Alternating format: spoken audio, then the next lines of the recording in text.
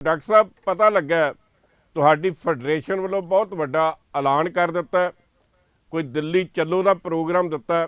ਕੀ programme ਹੈ? जी sir, कल हमारे all India NPS employees federation के साथ जितने भी सहयोगी संगठन हैं, जी जिनमें उत्तर प्रदेश से संयुक्त मोर्चा है, उस संयुक्त मोर्चा में तकरीबन तकरीबन 29 संगठन हैं। इसके अलावा सेंट्रल गवर्नमेंट के बहुत सारे फेडरेशन हैं, एसोसिएशन हैं, यूनियंस हैं, जी और इनके अलावा अलग अलग राज्यों के कर्मचारी संगठन हैं जो पुरानी पेंशन बहाली के लिए लड़ाई लड़ रहे हैं। उन सभी की कल सहमति इस बात पर व्यक्त हुई है, क्योंकि कल आपको पता चला होगा कि माननीय प्रधानमंत्री श्री नरेंद्र मोदी जी ने हम्म हरियाणा के एक रैली में ये कहा है कि उनकी सरकार ने नई पेंशन स्कीम में जो बदलाव किए हैं उससे कर्मचारी जगत, लाखों कर्मचारियों को फायदा होगा, और उससे कर्मचारी उनकी जो अनाउंसमेंट है उसका स्वागत कर रहे हैं। तो इसके हम्म बाद ये प्रतिक्रिया आई है हमारे संगठन और हमारे सहयोगी संगठनों की। उस पर ये सहमति बनी है कि कोई भी कर्मचारी इस बात से बिल्कुल भी सहमत नहीं है, कोई भी एनपीएस या यूपीएस से बिल्कुल भी संतुष्ट नहीं है। ये संतुष्टि दिखाने के लिए, माननीय प्रधानमंत्री जी को जताने के लिए कि वी आर नॉट सेटिस्फाइड, हमने ये तय किया है कि 17 नवंबर को हम पेंशन पर वार दिन 17 नवंबर रविवार हम दिल्ली पहुंचेंगे, और दिल्ली पहुंच करके माननीय प्रधानमंत्री जी को ये दिखाएंगे कि we are not satisfied with NPS and UPS, and we are only and only demanding for old pension scheme. जी। ਓਕੇ।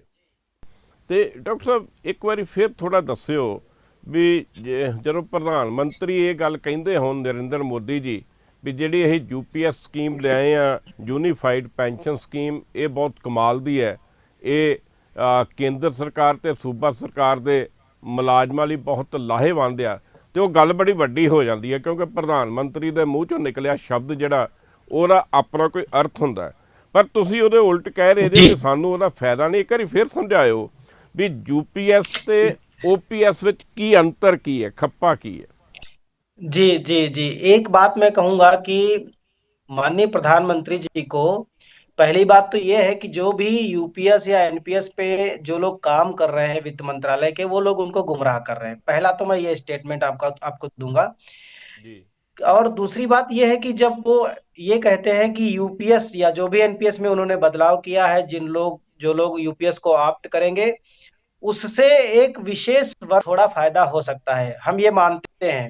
उन्होंने ये कहा है कि 25 साल की नौकरी को फुल पेंशन के लिए कंसीडर किया जाएगा, यानी कि 25 साल पूरी होने पर ही किसी हम्म कर्मचारी को रिटायरमेंट पर 50% of last basic salary plus dearness allowance, उसको भी उन्होंने कैलकुलेट किया है पूरे साल का, अंतिम जो पूरे साल का वेतन होगा उसका एवरेज निकाल करके कैलकुलेट करेंगे।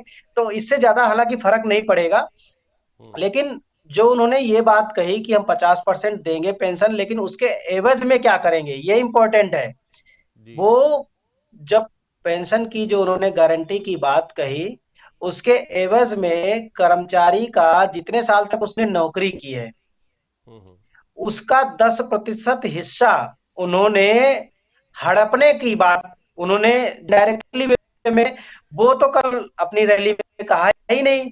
पेंशन देने की बात, गारंटी देने की बात जरूर सच है, इसमें कोई हम्म दो राय नहीं।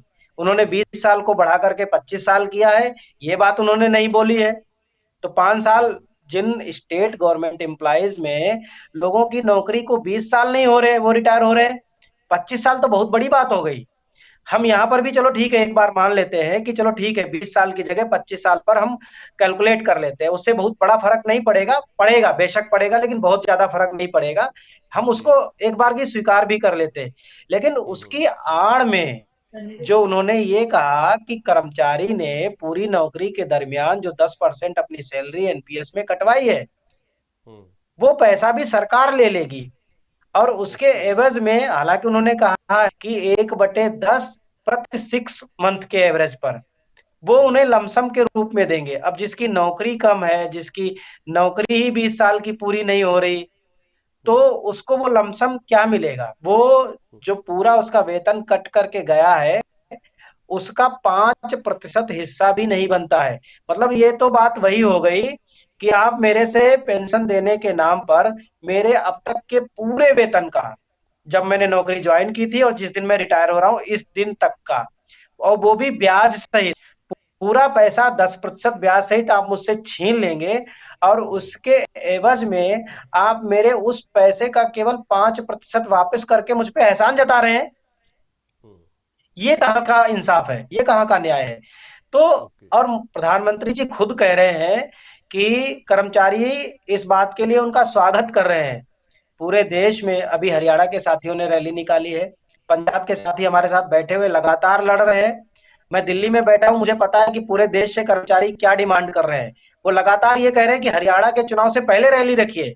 हालांकि हमारे पास ओके। इतना टाइम नहीं है, क्योंकि कोई रैली आयोजित आयोजित करने के लिए हमें पूरे देश से लाखों लोगों की कंसीडरेशन चाहिए होती है, उनकी कंसेंट चाहिए होती है। जी तो जी। इतना आसान नहीं होता कि एकदम से अचानक से किसी को बुला लिया तो रामलीला मैदान भर जाएगा या जंतर मंतर पर हम संसद घेराव कर लेंगे। लेकिन हम एक टाइम लेकर के चलते हैं, ताकि हमारा नागालैंड का साथी भी, मणिपुर का साथी भी, मिजोरम का साथी भी, उधर केरला का साथी भी, तमिलनाडु का साथी भी दिल्ली में उस रैली में शरीक हो सके। तो हमने इसके लिए 17 नवंबर को माननीय प्रधानमंत्री जी को ये बताने के लिए कि माननीय प्रधानमंत्री जी, कोई भी आपके एनपीएस यूपीएस से संतुष्ट नहीं है, और ये विरोध स्वरूप, एनपीएस और यूपीएस के विरोध स्वरूप ये लोग इतनी आवाज उठाने यहाँ आ रहे हैं।